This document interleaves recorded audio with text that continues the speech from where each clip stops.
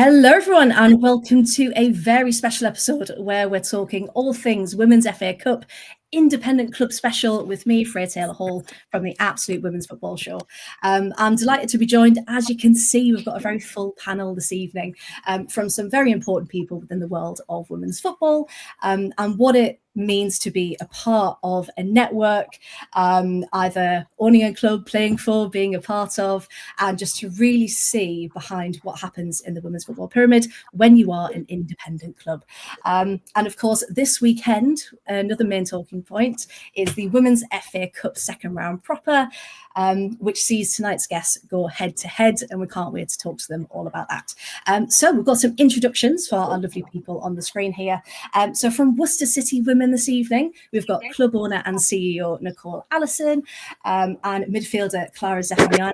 How are you both this evening? Very well, thank you. Good, thank you very much. And from Leafield Athletic, we've got head coach Tash Tezgel with skipper and goalkeeper Colette with us as well. How are you both? Yeah, good, thank you. Good, fantastic. And of course, last but not least, we wouldn't be here without the powerhouse that is Carrie Dunn, women's football historian, author, and friend of the podcast, of course. Carrie, how are you this evening? Yeah, I'm good, but cold. And how are you, Freya? I'm very good, thank you. Very good indeed. See, you're freezing and I'm boiling because I'm in the back room. I've had the dehumidifier on for the washing. So I'll send you some heat, Carrie. I'll send you some heat. But yeah, very, very excited for this chat this evening. Right then, so Carrie, I think probably best to start with you then, because you created this women's independent club network. So for those who may not have heard of it before, or are interested in what it is, can you tell us a bit about the network, how it came about, and how it's helping women's clubs in the pyramid, please? Yeah, well, so last summer, so summer of 2024, I'd been at a couple of conferences, and my friend Dr. Raf Nicholson had been doing some research about the independent clubs in the pyramid, and particularly in their challenges and how they were operating. And as you know, I'm a historian of women's football, and I know very well that independent clubs throughout the pyramid have faced very big, very difficult, but also very unique challenges, but also achieved a lot of stuff in their history. Obviously, Doncaster Bells were probably the most famous independent club who obviously dominated the women's game in England for a long time. But I also knew that there were lots of clubs throughout the pyramid that didn't really get the spotlight shone on them. And so what I did is I reached out to some of the clubs that I knew were independent and said, would you be interested at all in just having this kind of loose network, and we can chat and meet virtually and talk about some of the issues that these clubs are facing, but also provide peer support, give advice on particular things if anyone's experienced them before, maybe provide expertise and just talk about experiences, really, because I think we have a very glossy view sometimes of what's happening at the top of the women's football pyramid and what the big clubs are doing. And I think independent clubs and the way that they operate have been such a valuable part of women's football history across the UK. And I should say it is a UK-wide network. It's not just England. We've got clubs from Wales, Scotland, Northern Ireland as well. And so, yeah, that was last summer. And over this summer, after the Euros, we had a lot of clubs and coaches kind of getting in touch saying, are you doing anything for slightly lower down the pyramid? And I was like, I hadn't even thought of that. We'd only just been doing clubs competing at national level, so National League level and above. And so since then, we've kind of tried to roll it out towards grassroots. We've got some teams playing lower down the pyramid. So basically the entrance requirement in inverted commas now, but if you've got a senior 11-a-side team and you provide football only for women and girls, then we'll have you come on in and be part of the network and have a chat with us, and we'll see where we can all go together. No, I love that. And you're right in the sense of there's clubs that probably felt like they were quite alone for a long period of time. So having this opportunity to reach out and work with each other is fantastic. And like you said, only been quite a relatively short amount of time, but how have you seen it evolve in such a short space? How's it going? yeah, obviously kind of rolling it out to grassroots was probably something that I wanted to think about, but because it's, you know, volunteer led and we're all just going to give our extra time to get it up and running, it's kind of quite tricky. So that's been quite nice, bringing in the grassroots and sharing that expertise as well, and having that kind of trickle down effect. And I think it's been really good to see the way that clubs have really taken to it. You know, clubs lead these meetings that we have virtually. You know, clubs will talk about a particular topic or a particular experience they've had recently, and, you know, take questions from the rest of the group. So really, I'm just there as a facilitator. I set up the Zoom calls and let everybody in. So it's really not about me; it's about the clubs and what they want to do. So it's been fantastic. Hey, everyone needs someone to let them in a Zoom meeting. Constantly waiting to be let in. So thank you, Carrie. Thank you for being that person. But no, it sounds fantastic. And Nicole, of course, as you know, someone who has, well, revolutionized football in Worcester, because I know, just as an aside, I lived there for a couple of years, and there was lots about netball and lots about basketball, and it was such a sporty city. So to see Worcester have such a pathway now for women's football has been incredible. How did you first come into contact with Carrie in the network, and how have you found it so far? Yeah, well, great that someone else knows where Worcester is. I often get the point of, well, where is Worcester? And it's just south of Birmingham. Oh, it's where the source is. And that's actually part of our mission as a club, is actually to put Worcester on the map for football, because, as you said, it's a very it's got a strong sporting heritage, but not for football. So I'm on that kind of mission, and 4.5 years in from owning the club, and we're on the right trajectory. We're happy with where we are at the moment. The support certainly from the independent group's been brilliant, and I know we've led one of those sessions around kind of club identity and brand as well. Carrie and I have known each other for how many years, Carrie? I don't really, a long time. Don't age us. Don't age us. Don't say it. No. So we go back. And Carrie's seen us play at our old stadium when we played at Claines Lane. So that will be over 3 years ago now, because we've been at Six Ways. This is our 3rd season, and looking forward to welcoming you back, Carrie, to Six Ways, which would be brilliant. I think the importance of that peer support, you know, can't be underestimated, and just being able to have a group of people that can just listen to you and also understand and go, yeah, we've felt that before, or yeah, we've experienced that before. It just really helps to share problems, share the load in a lot of respects. And I think women's football, whether you're independent or not, has always been, for me anyway, when I've worked in the game, a place where clubs and people within them generally want to support each other, because they recognize that the growth of the game for everybody is important. You know, we want to rise all ships and all of that. But I think particularly within the independent group, it's so unique, some of those challenges, that it's just crucial to be able to share them and get advice, get that support. So yeah, a great group to be a part of. And I think probably Carrie does herself down by just saying she opened Zoom meetings. She's done many things as well as that, but they are important as the facilitator. No, I completely agree. And Tash, for you, how's the network working out for Leafield as well? What have you got from it so far? Sorry, I'm on mute. Always a mute. There we go. I think for us, obviously, you know, I've pretty much come from a background when I played football of having sort of not playing for an independent club. So I think for me, it's been quite eye-opening, if I'm really honest. So I've obviously seen, you know, the benefits and the limitations of the model that's supported by the men's backing, of course, and then, you know, often on the other hand, like when you are backed by a men's team, the resources are often better and better facilities, more funding, things like that. But then, you know, you get a bigger platform. But if I'm really honest, you know, looking at the reality of women's football in these environments, it can feel secondary, like a bit of an add-on. As opposed to, you know, the heart of the club, so the decisions, the priorities, you know, and all the visibility is often, I guess, shaped towards the men's game first.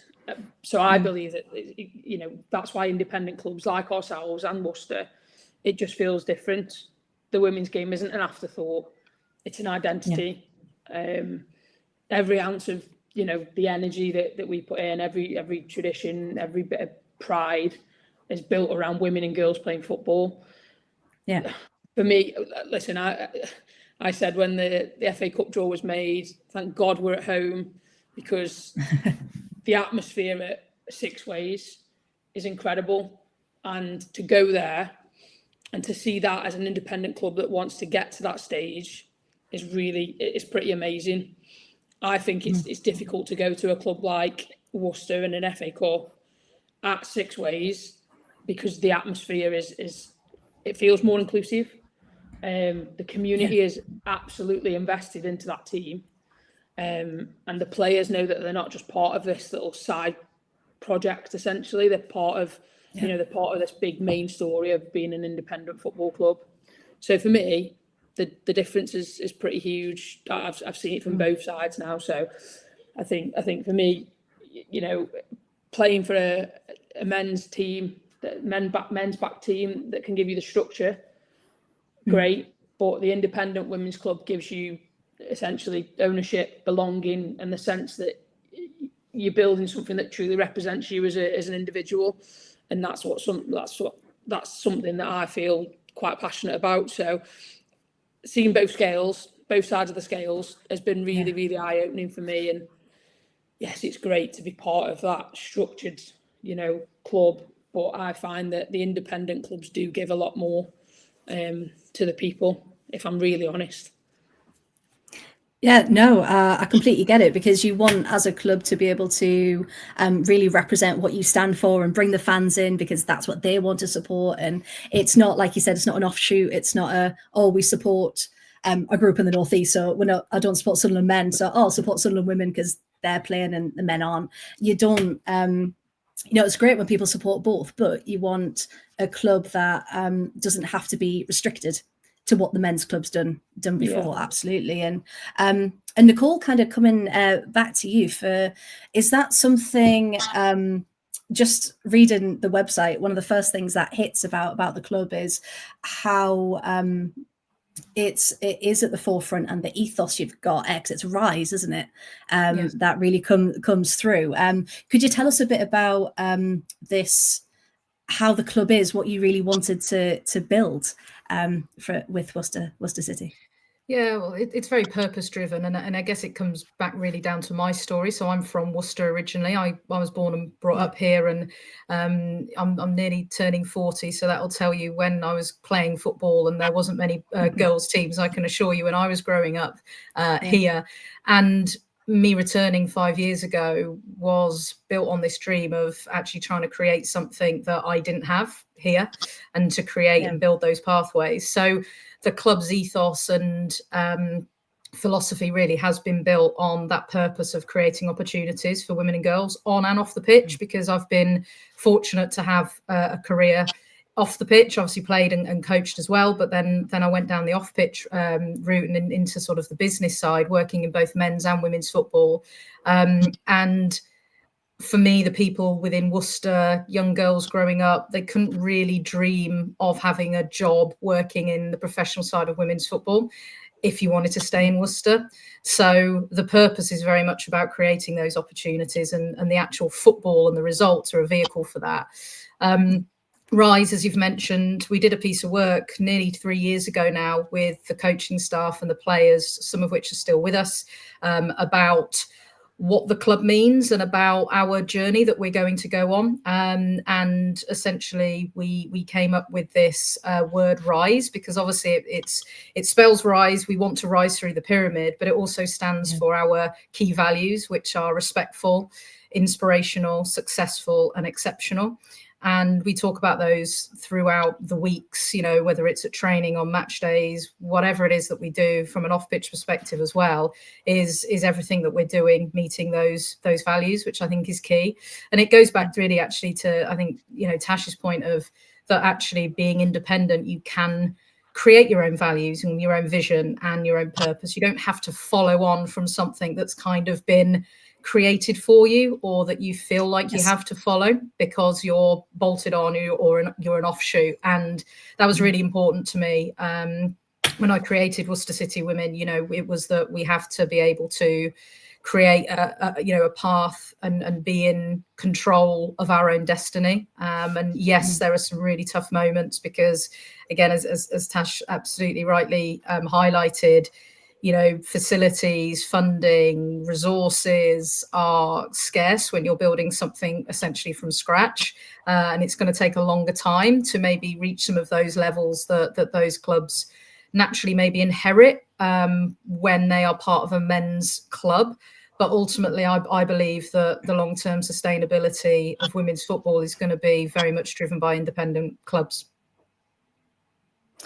No, and I really hope so, because we've seen throughout the pyramid, haven't we, clubs who, if as soon as the men go into money trouble, it's the women's and the youth teams that are the first to go, aren't they? And it's horrendous because it's people's livelihoods, and it's so if the women's game can be more independent and take more ownership, and have that, then 100%, that's definitely the way forward.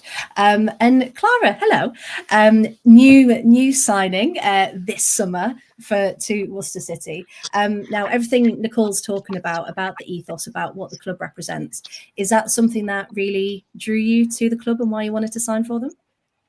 Yeah, I mean, like, straight away, as soon as I came to trial and like just seeing everything, it's not just a club, it just feels like a family, and everything links to it. Like, it's not just the squad and we're playing for a fantastic club, it's that everyone's included. Like, there's the coaches, the staff, Nicole, who, yes, she owns it, but she's always down, sometimes at training, always at our games, like comes to see us in the change room. And then you've got the sponsors and the fans. Like, everyone wants the same thing for the club, and everyone's working towards it together, not whether you're playing, not playing, and not just that, but also like the professionalism. And we set our own standards, and we all did it at the start of the season, and everyone follows those standards, and we all keep ourselves to those standards with the work ethic of everyone, not just the players, but everyone around it as well.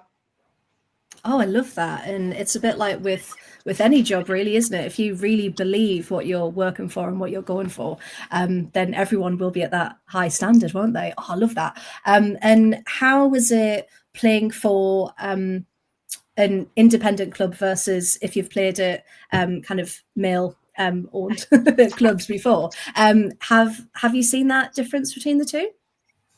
I think, well, playing for like mainly a male club, it's like you're relying on what they can do and how they perform for what we can be provided as the women's setup. Whereas being just a women's club, we have our own decisions, and we all work together as like the women's club. We're not just relying on someone else's standards and money to come into what we can achieve.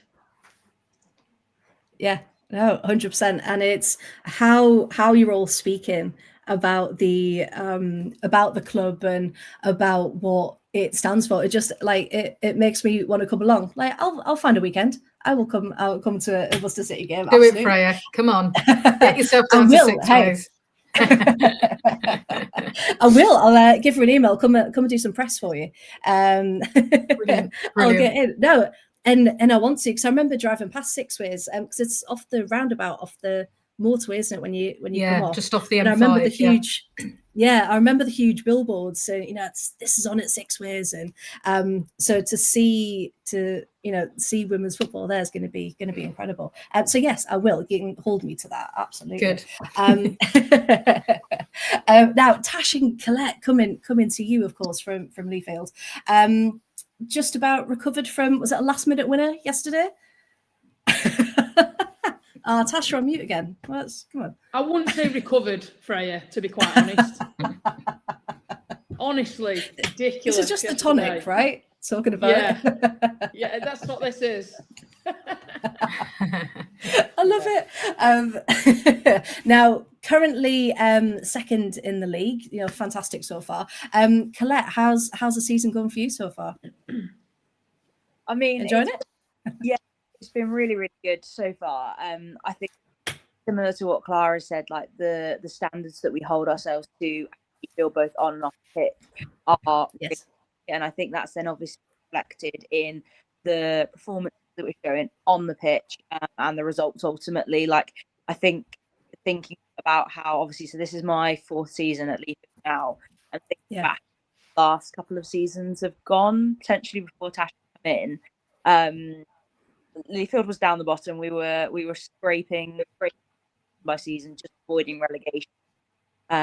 So to come here and actually start achieving things and winning games as well, like, it's just such a big shift. And I think you see that then within the squad, like when we started this and we had our pre-season meeting and we're talking what do we want from this season, what are expectations of each other and obviously as a team as a whole. There wasn't a single person in that room that didn't want at least the top 3 finish.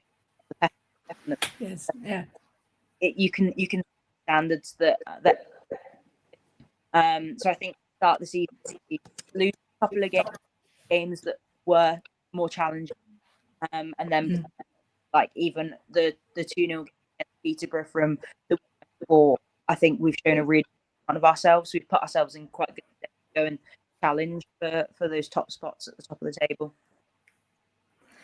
Oh, I love that. And it's the, like you said, it's the passion, it's the motivation, it's the, okay, well, that was last week's result. This is a new week. This, we go again and we go and fight for it.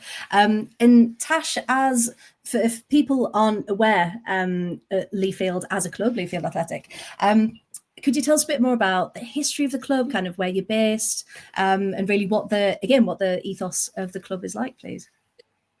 Yeah, I think it was 97. I think Leafield were, I guess, created, and I think for us as an independent club, it's been. I think we were the first independent all women's football club, so there's a lot of history behind Leafield. And so when I played for Stoke for a number of years, without showing my age, but I played against Leafield, and they were not one of my favourite teams to go up against. But what they did have was they had a real good sort of community spirit, and I was quite lucky. And I say lucky, it's not lucky, because when I played for Stoke, we didn't get everything that they get now, but we got a little bit more. But you really see how far this is grown, and I think being part of this club, we do all our own fundraising. We still ask for sponsors from the players, and I think I don't want us to be in that position. Hey, but this is where we're at, and I think when you look at, like Colette says about the way that we were performing maybe 2 seasons ago compared to now and last season, I think that will ultimately help us grow our network a little bit more, because yes, we might have started at 97, and listen, like Enia Luco played for Leafield. You've got Amber Hughes that's flying at Wolves, is from Leafield. She started off there. We've got Abby Cowie back, who's been at championship level. She's now back at Leafield, and you look at the talent that's come through. There's independent clubs that are really producing excellent players, and I think sometimes we forget about that. Yeah, because there's so much focus, I think, on the Lionesses and your Chelseas, your Arsenals, those teams. And, you look back at when they do the kind of players, where did they start? And, everyone starts somewhere. And these clubs are the foundation of where these players are gonna come from. So you're absolutely right. It's the support we need further down the pyramid. That's going to ultimately help that, isn't it? Because Nicole, something else on the website. The website's great, by the way. It was fantastic. It's the only fully independent, female-owned and self-sustaining club in women's football. And just to kind of go on from what Tash was saying there about the funding and making sure you do it yourself. And because you have to rely on yourself, it's getting that foundation in place, isn't it? Did you find that the actual, what am I trying to ask you? The logistics of the club, first of all, was that something that was, well, almost a non-negotiable, really? Like, we have to get this right first before we launch this product. Absolutely, because it's all about sustainability. So yeah, getting those foundations in place around your people, your facilities, working out what your enablers are in order to actually reach the objectives that you've set yourself. You know, when I moved back to Worcester, there was a ladies team that was sort of loosely attached to a men's club. I took that out and separated it and put it into totally different facilities. You know, Six Ways wouldn't have been something we could have really gone to had we have been connected and sort of not able to make our own decisions. So getting those foundations were key, and it allows you to make those decisions. You know, if we hadn't have moved to Six Ways, as an example, I mean, Tash very kindly talked about our great atmosphere that we've created at Six Ways, and you know, there's a hell of a lot of hard work that goes in from a number of people week in, week out to get those people at games. We had just over 300 there yesterday as well, which was brilliant. Fantastic. And but Six Ways is a facility that, you know, you can attract fans and you can actually build on that as well, where we were previously, and at some facilities that clubs have as well, you've got a little bit of limitation. Whereas we had an opportunity to go to Six Ways. Obviously, that costs quite considerable amount, but that's why you have to make those decisions on where do you put your investment. And for us, building those foundations so that the club can then build on that, you know, build from sponsorship, build from matchday revenues, and of course, you know, we don't get money from any broadcast. We don't get any money from sort of central revenues like you would do with a title sponsor of a league, for example, like clubs at sort of WSL 1 and 2 level would. Hopefully that does come in you know, in the next few years with the growth of the WNL, which I think is a fantastic league. But every penny we make, similar to, you know, to Leafield, will go back into the club to support the players, to support the coaches, to support the development of the club. And you know, that's absolutely key. And so the relationships that we have with sponsors, with partners, with our facility providers are absolutely key for us. So constantly working at those. And that was a very strategic move sort of on my part to make sure that we worked with those key bodies and key community people and stakeholders within the community, that we could have access to those and that we could build on a relationship with them. And like you're saying, it's a lot of it is marketing and being able to show people the product and what they're investing in and what they're going to be coming towards. Because there's I've lived everywhere. I lived in Birmingham for a bit, so I've got a bit of allegiance to Villa Women, and I've seen, you know, even them now playing at Villa Park. If the marketing's not there, then you're only getting a couple hundred in. And, you know, sometimes you look at reports from the weekends and you've got WNL teams that have got higher attendances than some of the WSL clubs, because either people don't know about it or, you know, they just, the access isn't there. So yeah, it's about, right, how can we make this product the best? I'll tell you what's been our secret. Our secret is genuinely a very large fluffy penguin that jumps around on a match day. Pablo the penguin, who yesterday was doing the conga at half time with some of our sister club mascots. But yeah, genuinely, it's incredible. It's about providing that great like match day experience as well for everybody. You know, you need to attract and appeal to a number of different audience segments, which is key. And I think, like you said, you know, getting the marketing right is crucial. But if you haven't got the sense of identity and belonging, and you've not got your narrative right on what the club's about, then there's only so much marketing that you can do. And I think that's what the opportunity for independent clubs to get that story right and do the storytelling right will lead to a growth in your fan base. And yes, it might take longer to get to, you know, points of where we're achieving 1,000, 2,000, 3,000 on a regular basis, but we will get there, and it will be really sustainable, and it will be a, you know, a really special really special moment for, for everybody that's been involved in the club, right from day one all the way through to however long that takes. No, I mean, you had me sold at Pablo the Penguin. So, yeah. I was going to a lot of people say. Best too. Pablo is welcome on Sunday if he wants to come along. Oh, fantastic. Okay. Thanks, Tash. I'll see what I can do. I'll give him a call after this and see if he's available. And he's he actually got an invite to a wedding yesterday as well. So he's quite a busy penguin. He's more than welcome. Thanks. Brilliant. Tash, have you got a mascot? We haven't actually. No. You need one. I mean, listen, just listening to what you were saying, Nicole, is incredible. Like, to do that in 3 years, I think that's some very, very good work. And that must have taken, and listen, I'm not taking anything away from you guys, because that, you're telling us, but I can't imagine the amount of work that's taken to get to this point. Because we play at Castle Vale, and although, listen, we have a great relationship with Castle Vale, it doesn't always feel like home. There's other teams playing there. It's not just your home. Whereas with Six Ways, when you go there, it feels like your home. So we're going to your home. But just listening to that is I think it's really important to get that message out to other independent clubs, because I know for sure there's so many things and lessons that we can learn from you guys. Not necessarily myself, because I'm not involved in the club as such, the decision making, but for sure there is people in our club that would absolutely love to sit down with someone like yourself that's done it, and it's something that's striving and continuing to grow.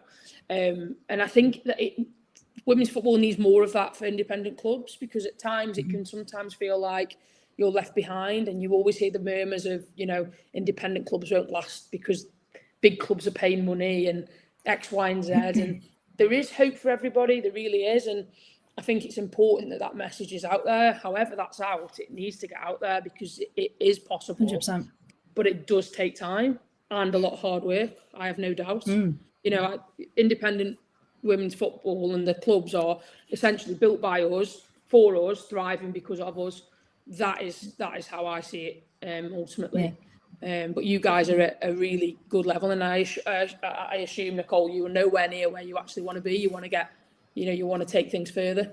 Yeah, definitely. Yeah. So for us, it's really good to hear that independent clubs can get at that level.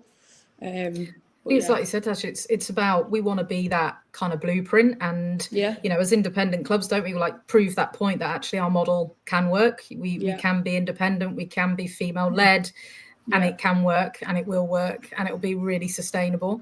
And I think that's what drives me every day. I've been doing this nearly 5 years, and like you said, it's a hell of a lot of work, and people always say to me, how do you do it? And I genuinely have sacrificed a huge amount in my life in the last 5 years, but it is a privilege. And when I'm there on a match day and seeing 12 young girls doing the conga with Pablo in their football kits and smiling, enjoying it. We lost 4-1 yesterday, by the way. So that isn't about whether it's always buzzing on a win. And I always look at, success for me, and I think a sustainable football club, because not everybody can win all the time, but it's when you're getting great attendances like we are, whether you're winning or not, actually just shows what strength we have. But huge amount of hard work and an unbelievable team of passionate volunteers behind us. Clara mentioned it.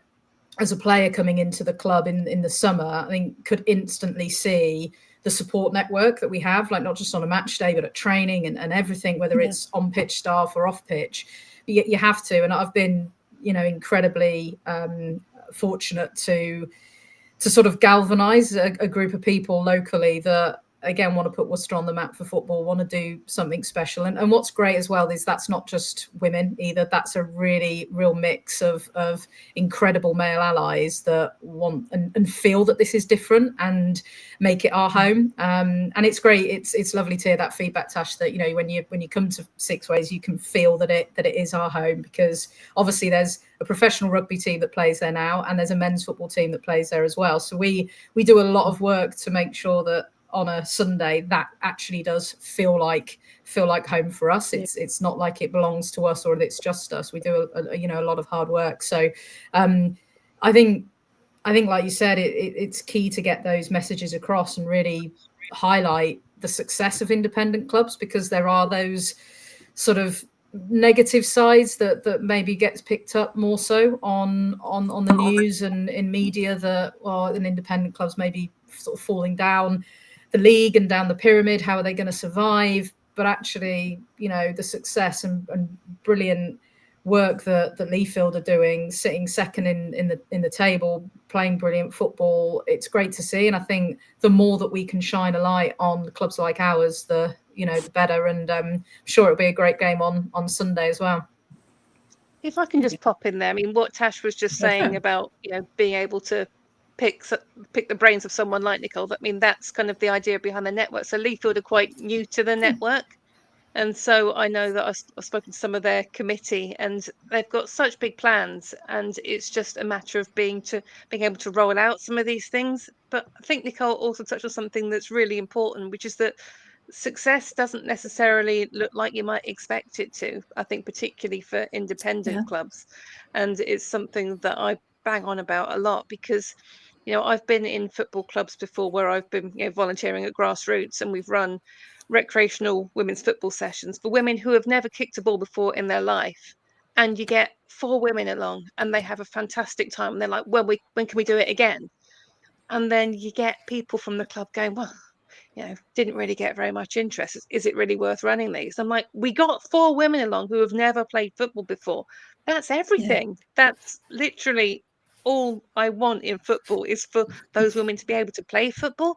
So I think we have a different set of expectations, certainly in independent women's football clubs. And one of the things I say on the website for the network is that women's football doesn't have to look like men's football. And I think it's really important that we see all these different clubs running in different ways with their different values, their unique ethoses, and putting a spotlight on them and celebrating them, because, the WSL is fantastic, of course, and it's a brilliant spectacle, but there's football beyond that too, and it gives something absolutely different.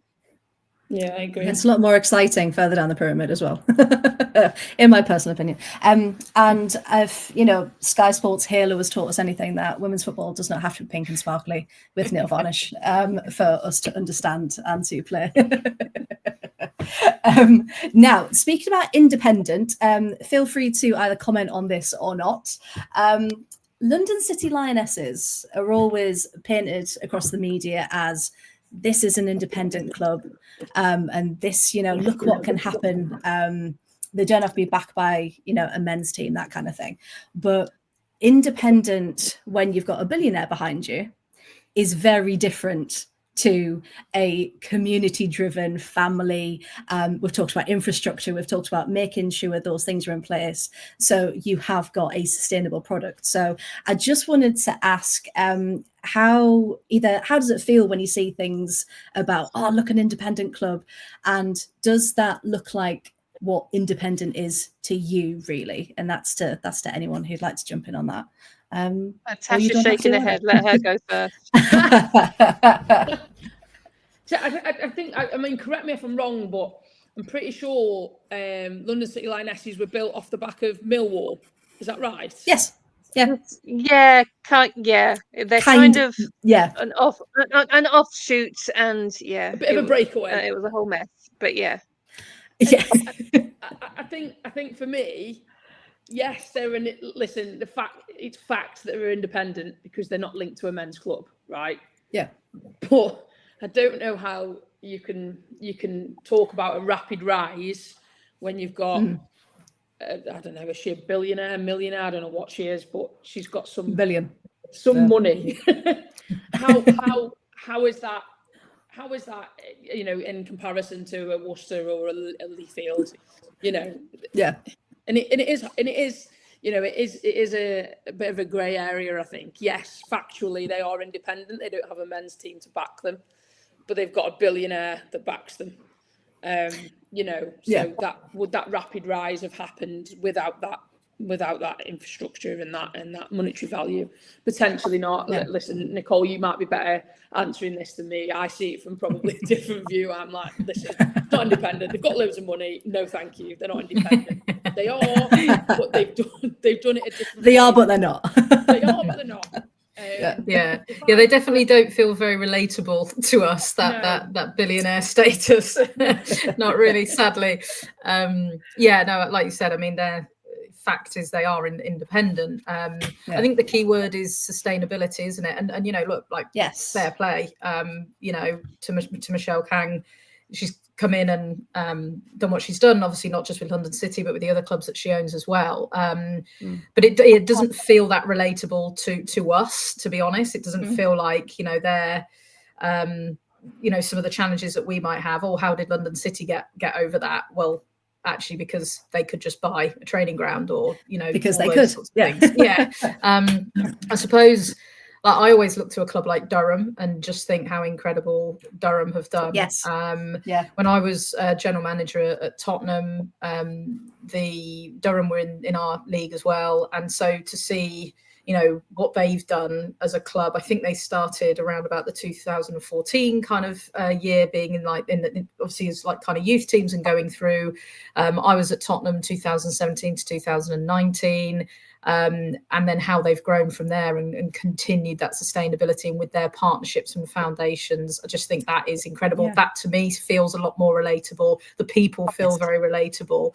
So that feels very, very different to what London City Lionesses are. And I do get asked a few questions about, you know, isn't it great to see an independent female-owned team in the WSL? Yes, because I, to be honest, personally like to see new teams in the WSL. It gets a bit boring just watching a copy of the Premier League, just women's playing. So that's great, but it doesn't feel like it's relatable to me, just because of obviously the sheer amount of money that has been able to shift things pretty quickly for them. And as kind of questions we've had on the podcast in general as well, you know, who are the fan base? Who are they playing for? You know, where is this aimed at? Because it has been so quick, and it was essentially with the players they brought in, great they could, but it was a completely new team. And you know, you get players that you love, don't you? And that you associate with that club, and you want to, you know, you almost as a fan, you go along and you want the win for them because you see how hard they work. And I definitely heard some shouts of Zaffignani's Blue and White Army, so you're definitely getting a bit of fans following Clara. It's such a great fantastic name. You have to. But yeah, you're absolutely right. I think it is. It's that fandom and sense of belonging, community that probably hasn't quite been built there yet. But then the rapid rise kind of seems to have just jumped over that, which what we're trying to do obviously as clubs is build that very organically. Yeah. And that's the thing. I mean, when you've got a song specifically about you, you know you've made it. So Clara, you know, and already been there a couple of months as well, and you're already up there. Colette, have to ask you, have you got a song? No, I don't think so. I think we need to make you one. I think you can probably, if you listen hard enough, hear my dad shouting something at the TV as he's watching the VO live. But that's about it, I think. Okay, so for tonight, then we need to get Leafield a mascot, and we need to get Colette a song. Yes, absolutely. Now then, let's talk about some FA Cup, shall we? While we're here, so this weekend, drawn against each other. And what was the first reaction, by the way, when you did get drawn against each other? If anyone wants to jump in on that one, immediate thoughts. Because you know each other well from the league, don't you? Yeah. Tash, go. Yeah. My instant reaction was, thank God it's at home. That was my instant reaction. Mine was, damn it, it's away. It would have been hell for us to go there for an FA Cup game. But I have no doubt at all that those guys from Worcester will travel up the road, down the road, whatever it is, and come and support the team. But the instant reaction for me was, I didn't enjoy it. I didn't want anyone in our league. But the positive reaction was, I'm glad we don't have to go to 6 ways again. Lovely as it is, it's not enjoyable as the opposition. Which again shows what you've built at Worcester there. Yeah. Anyone else? Any first thoughts when you saw the draw?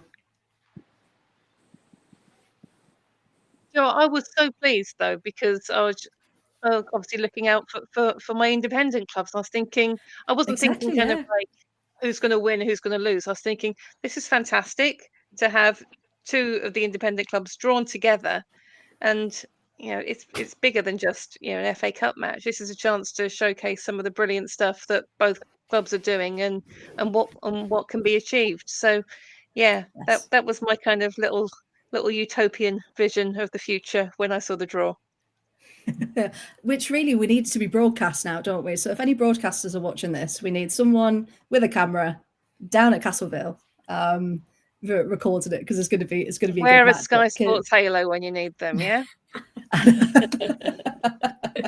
TikTok live, just over the tripod, just Yeah, we could do that. We'll put the nail varnish emoji on it, and then everyone will watch it. Oh god, I'm so glad that's gone, by the way, just an offshoot. I'm so glad they've stopped it after the backlash. Now then, so let's have a little look at past performances, because Clara, it was a late win, wasn't it, against Port Vale to get to this point.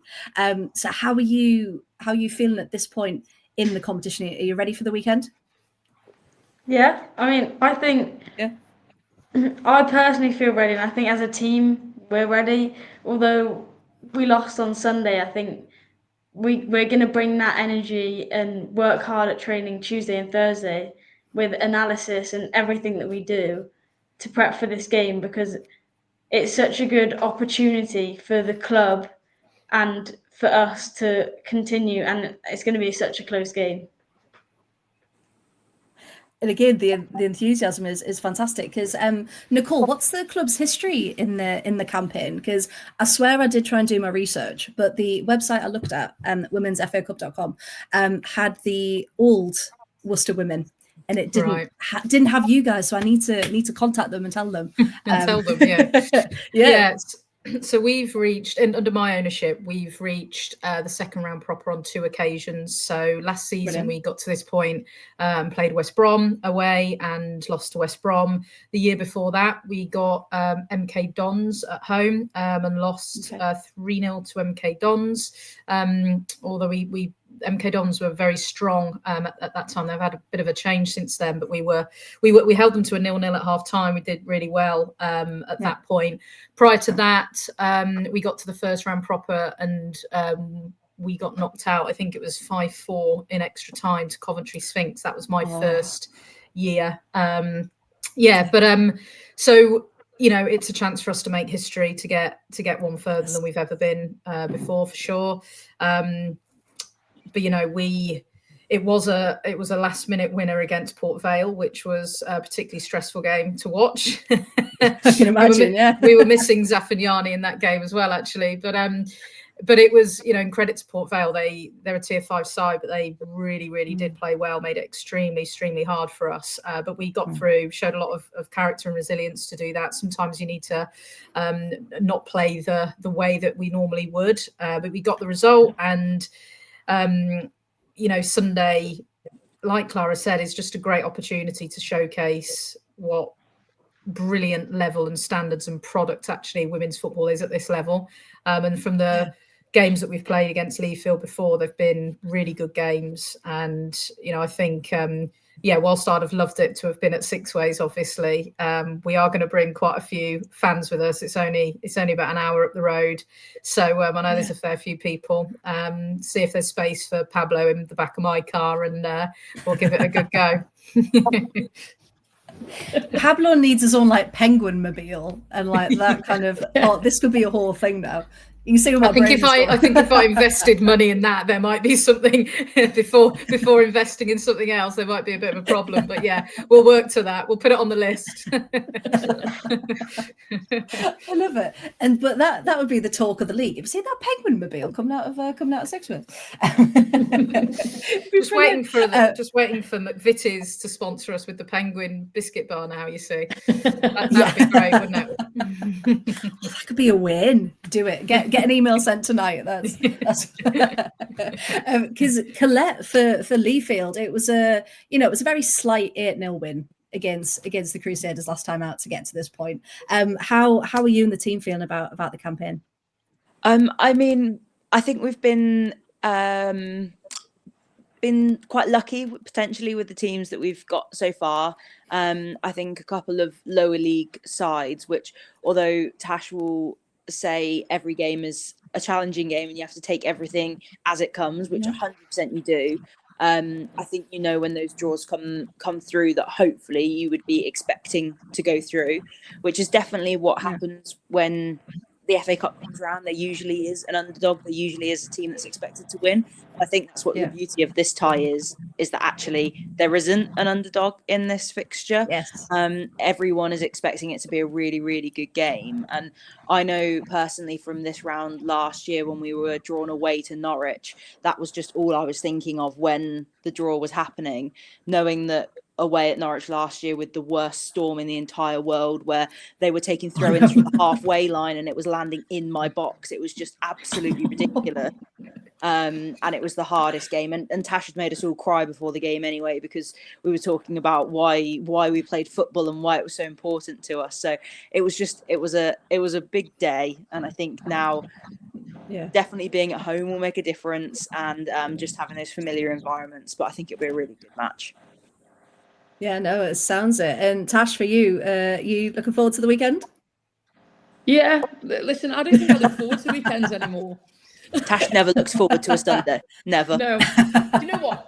It's really funny you should say that, because I was speaking on the bench yesterday after we build out from the back really great. We get to, a goal scoring opportunity and we don't score. And I sat down on the bench at one point and I said last year there was no pressure on us. No one expected us to do well. Everyone underestimated us. And we were really good. We excelled. We were, when they talk about most improved teams, we were at the top of them, because naturally we'd gone from finishing 9th to sort of 4th and winning games consistently. And for me now, I feel a certain type of pressure. But we spoke about success, and what it looks like. When I first joined, someone said to me, do you think we can win the league? This was 18 months ago. My answer was yes, because if I don't say yes, what is the success? What am I actually building? That doesn't mean that we weren't successful because we never won the league. We were successful in other areas. Okay, so we improved. My real big thing when I went into the team was, I want to improve where we finish, and I want you to feel like you belong somewhere in as individuals and as people. So yeah, do you know what? Sundays aren't as exciting for me anymore. It's more apprehensive. And that's not because I don't believe in the team. That's because I feel there's a certain pressure on us now, and there's people looking. Listen, when you're successful, people want to see you fail. When you aren't doing as well, people aren't bothered about you. You're not part you're of not on anyone's radar. Yeah. So for me, that really does make me really apprehensive, but listen, I'm looking forward to the occasion for sure. I think again it'll be a really great fixture. Last year was we had a tough run last year. Letty speaks about, yes, we've had Spalding, then we've had Crusaders, and do you know what, we potentially needed that little bit of fortune this season, because last season we got hit with Derby in the first round. And we overcame Derby. That was a surprise to everybody. And then we got Norwich away, and I know Andy, the manager, and I thought, do you know what, we could potentially do something here. We did all the analysis, everything we could do, and you have this massive storm, this wind at whatever miles per hour, and it was still on. Bear in mind, Norwich played near an airport, and I thought, this is ridiculous. And you play against Norwich, who were an excellent outfit, I think, part-time maybe, but got good facilities, good backing. And we lost 1-0, and I always remember thinking, I hope it's a little bit easier this year. And we have been fortunate.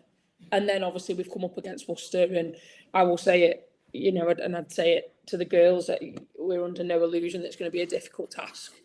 And I think for us it's a case of, you know, if we've just got to go out there and do what we do best. I get very, I wear my heart on my sleeve. I'm incredibly emotionally invested into winning football matches. I was like it as a player, and I'm like it as a head coach. I always say to the players, don't get too high with the high, don't get too low with the lows, but I can't actually figure that out myself. If we win a game, I'm up here. If we lose a game, don't speak to me for at least a week. So it's passion, really Tash. It's passion. Yeah, it was. Yeah, apparently so. And there's been moments, you know, in this season where I've had to go into a changing room. I've said some things, and I go home and I think, oh dear me, I should have taken 5 minutes. I should have taken 5 minutes, and you have to go back then on the Tuesday, and you're standing in front of these girls that think, what an idiot you are. And when Tash gets a text from me saying, am I all right to give you a call? And it's Sunday night. I've had a bit of backlash from the players going. And Tash goes, I know, I shouldn't have said it, sorry. when I first come in, my big thing was, I will be vulnerable and I will share with you everything. I want you to feel like if you can trust me, if I can trust you with what I need to tell you, you can trust me. So I am very open. I'm an open book. I'm vulnerable, and that allows them to do the same. Colette speaks about something that we did before Norwich. We had breakfast, and I asked them to all bring something that meant something to them, and it was emotionally charging. And perhaps it wasn't the game to do it, but it definitely hindsight's brilliant. Yeah, but definitely it brought us together more as a team. And I think for me, that's what success looks like. Success to me is having a group and allowing them to essentially be who they want to be as individuals, and be vulnerable and be safe in the space that they're in. Yes, do you know what? Massive game on Sunday. But after Sunday, there's always a Monday, and there's always a time to get better. Yeah, and probably Colette, for you, that accountability and that realization from, you know, your manager as well, because we've probably all been in jobs where the managers don't have that, and they kind of just, you know, they don't take they don't recognize that. So for you to have Tash being so open, has that been something that's kind of spurred you in the team on? Yeah, definitely. And I think it then reflects within the environment, like Tash is saying, like we have like a policy within the team, basically, that if there's anyone that's struggling with anything, or there's any problems within the team, like everyone is very open and will be able to talk to basically any member of staff, or even like us as a leadership group as well, about what might be going on, and know that it will be dealt with fairly, or that actually they can take a bit of time off and that doesn't affect us or their standing within the team at all. And I think that all stems from Tash, and how Tash came in and was very open and vulnerable with the whole team, some of who she knew previously from different clubs, or some of them like me, who was completely new. Like I didn't know Tash before she came to Leafield, and it creates this environment that everyone wants to be in and everyone wants to feel safe in, and ultimately that's where you play your best football. You don't play your best football when you're worrying about like what's going to happen if you play that pass wrong, or actually, you know, if Tash has asked me to do this and I don't do it, like what's going to happen. There's none of that at all. It's everyone is able to play the football that they want to play, which is ultimately makes the team as best as it possibly can be, and makes the whole team together as one, which I think is more important than anything. I love that. And there's no grey areas, is there? It's very much, no, let's be open, let's get everything out. Oh, I love that. And kind of on the FA Cup as well, and you know, we talk a lot about kind of the magic of the FA Cup and what can happen, and you know, we get these ties with two, you know, incredible independent clubs coming together, but there's always from the business perspective, there's the money aspect as well, isn't there? And I know it's getting better slightly each year, but there's the equal FA Cup campaign, which I know Leafield, I saw on your socials, kind of standing together for, a fairer FA Cup prize. Because for people watching who might not know, so for the second round proper, in the women's game, you get £8,000 for winning and £2,000 for not making it through, which to a lot of clubs, that's a lot of money. And it is game-changing money. But for the men's, they're getting nearly 80,000 for winning and just over 20,000 for not making it through the second round proper. So there's a lot of people that'll say, well, the women's game's not there yet. But what, Nicole, probably talking to you first from that business perspective, there seems to be a lot of money at the later stages where usually the bigger teams are going to get to those stages. And, do they really need that money in the sense when it can be so life-changing through the pyramid? So do you think there's a way for the FA to do it where it is more equally spread out and, clubs who are getting through the qualifying, maybe first, second round, that actually they're going to get a fairer chunk? What are your thoughts on it? Yeah, I think it's a classic example of where we've just always done what's been done. It's just followed the way that the men's FA Cup has been, and the prize money gets bigger and bigger as you go through the later stages, and any kind of competition, in a way, it's done like that. And I think Carrie touched upon it before about this is an opportunity to do things differently in the women's game, and I think that's one of them. No doubt the money through FA Cup prize money for us is absolutely crucial, and if there was then a redistribution where there were more funds at the kind of earlier stages, it certainly would impact thousands of clubs at the very bottom of the pyramid. And Tash mentioned some key players that have played at Leafield as an independent club and have then gone on to do great things. Eni Aluko even playing for the Lionesses, Amber Hughes at Wolves now. How crucial that is for clubs like us. Think about how many more future Lionesses we could create if we were able to reinvest that money into the foundations of our clubs. So it would be a huge difference, a huge opportunity for us. And I think I would like to see a change of kind of thought process, do things differently, be bold, be innovative, and don't just follow the same way that we've always done things in football. Because if you always do the same thing, you'll always end up with the same thing, right? So I think it's a great opportunity to change things. And yes, it has got better, obviously, over the years. There has been more funding. But when you highlight the huge difference between second round proper in the men's FA Cup and obviously the women's, you start scratching your head. And, ultimately, this is a cup competition from the governing body, and the governing body's job is to promote football for all equally. Yeah. And, it would be, I think, a great opportunity to sort of reassess that redistribution and reassess where that funding really comes from and where does it go. Yeah, 100%. And Carrie, have you got any thoughts about how you would change it if you could?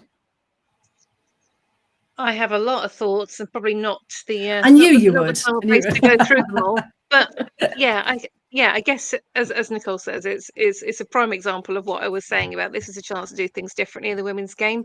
And yes, there's been kind of more put into the women's FA Cup prize pool, but there's also been more put into the men's FA Cup prize pool.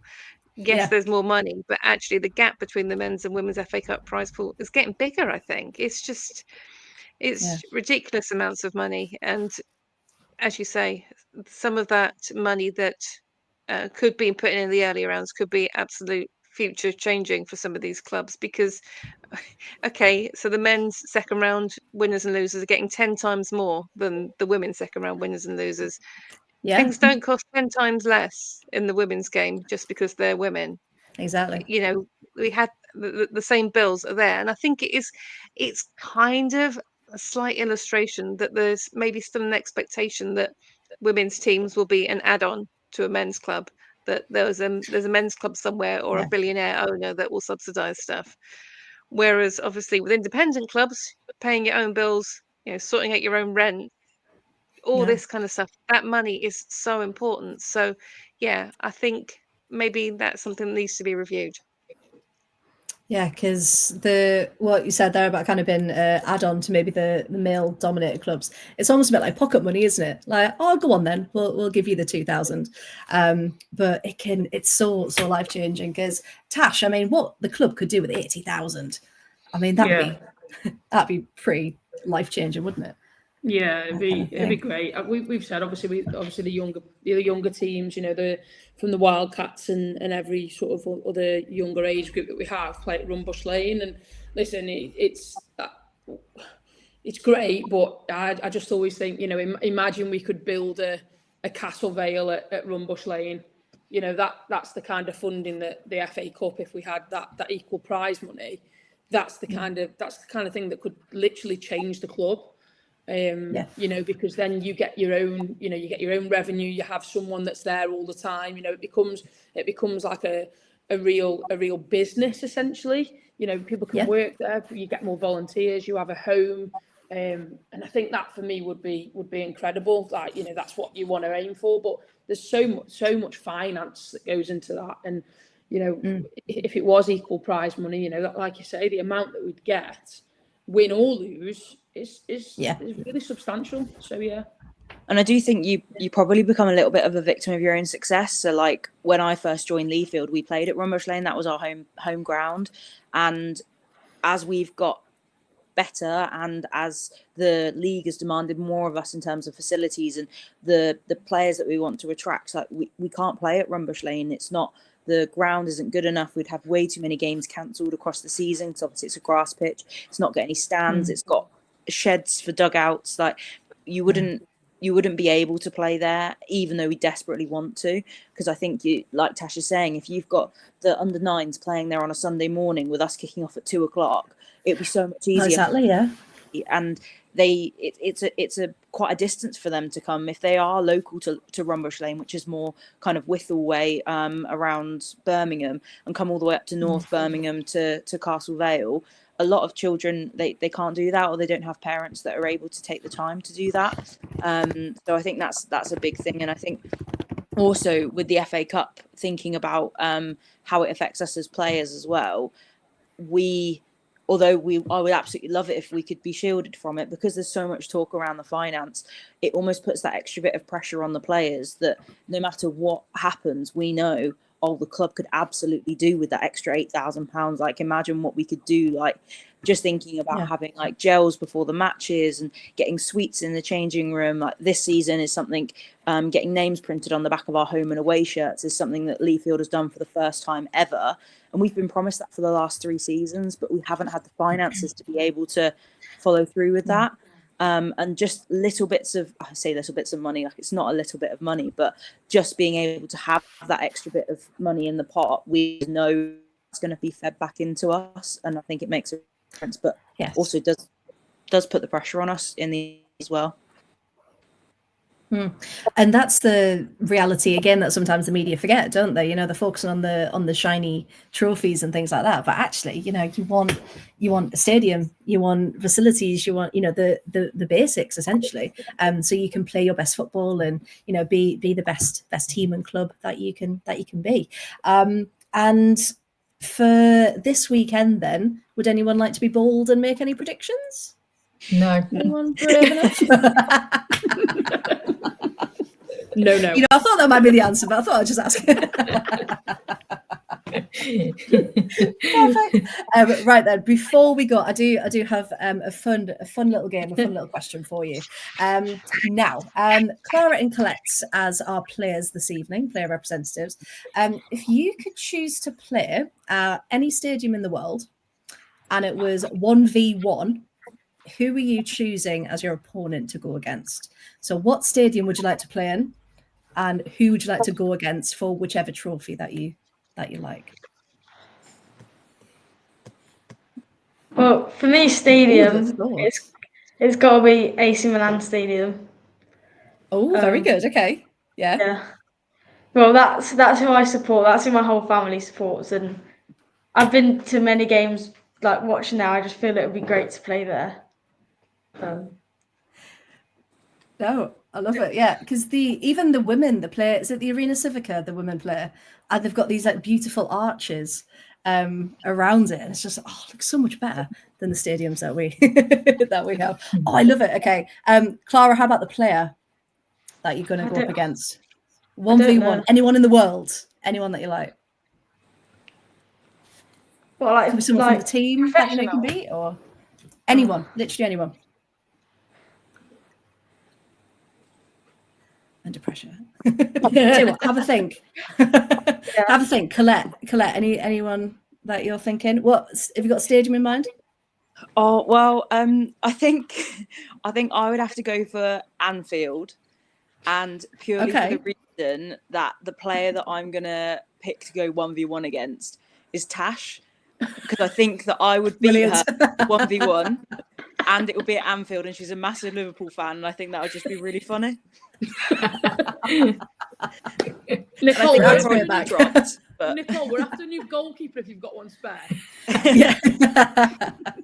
Brilliant. I love that. But yeah, I mean, Tash and Nicole, same for you. You can choose either you're playing or you're managing, whichever one you like. Anywhere in the world, stadium-wise, dream stadium, and then either a player or a team to go against, depending on your capacity. Well, I'm not a coach, so maybe I should go up against Michelle Kang in some sort of business world. I don't know. Yeah. Maybe we should do that. Yes. Brilliant. Well, I'm a big Tottenham Hotspur fan, so for me, playing at being in the Tottenham Hotspur Stadium, but also Kansas City, the KC Current Stadium, because that was the first stadium that was developed for a women's team. I'd love to. I've not seen it, but I'd love to have a look around that and watch a game. Sat in the director's box there. That sounds good. If I was playing, I'm trying to think. I mean, I wouldn't fancy my chances, but it'd probably be against a player like a Kim Little, who I just think is a phenomenal player. Yes.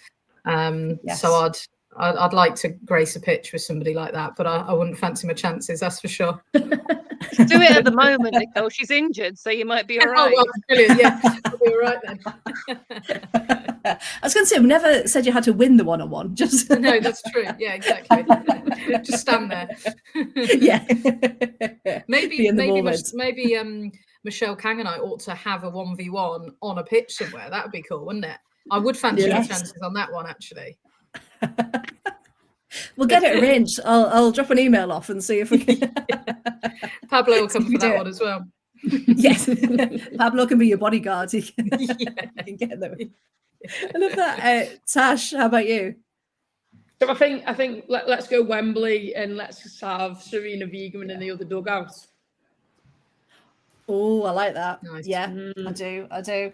I mean, Carrie, I've got to ask you as well. If you could be anything, you can manage, you can play, you can whatever you like. Who are you gonna go against?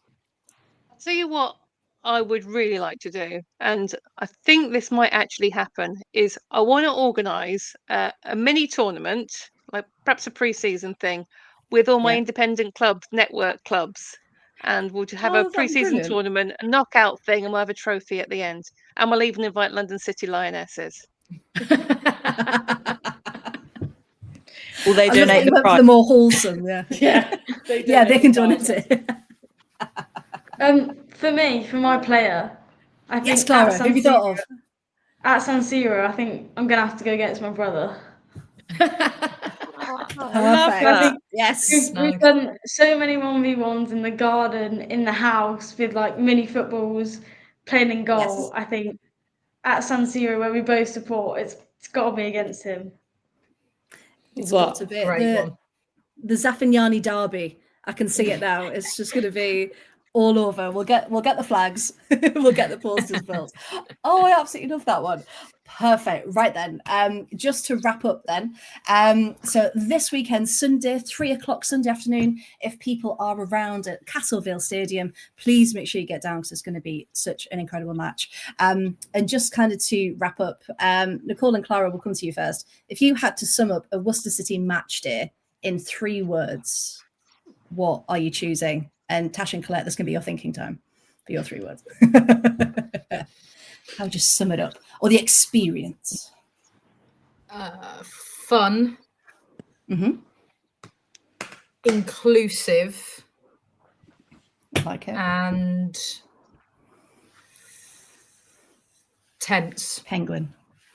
Yeah. Tense, because that's what I experience. I love it. Clara, would you add any others there? Well, I definitely agree with all of them. But one of my favourite words, fabulous. Definitely. Fabulous. Yes. No, and it sounds it absolutely right. Tash and Colette, 3 words to describe a Leafield match day. Exciting. Exciting, yeah.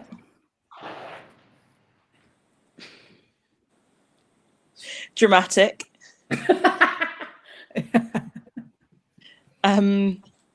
Unserious. Great. But in a good way. Yeah. In the best possible way. Those are the bits in the changing room that you don't see, Tash. Okay. Yeah. I think it depends on opponent for me. Okay. If you ask me on the 30th of this month, you'll get a different answer to what I'm about to say. I'll put it in the diary. I'll send you a message. Yeah. I think Yeah, go on. apprehensive. Yeah. Inspiring. Yes. And welcoming.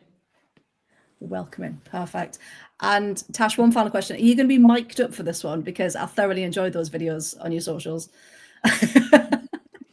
Potentially. Colette's shaking her head like, no, not again. Potentially. We will see. It was the video clip after she's just shouting at me for doing the complete opposite of what she wants me to do. Sorry. It's fun. It is fun. But I've got you will have heard. I can't control the swearing. It's just part of me and my vocabulary. So it just comes out. But yeah, maybe, who knows? We will see. I love it. I really, really hope so. And of course, for people watching and listening, make sure you do follow Worcester City Women and Leafield Athletic across all socials. Very, very active, incredible social media teams.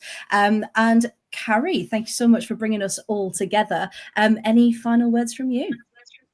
No, I'm just so pleased that we managed to pull this podcast together. I mean, I think it's pretty unusual that the week before an FA Cup tie, you get representatives of both teams competing together on a podcast and having such a lovely chat. So I think it just kind of exemplifies what's so wonderful about the world of independent women's football. So just thanks to everyone for being part of it. I appreciate that, Carrie. Thank you.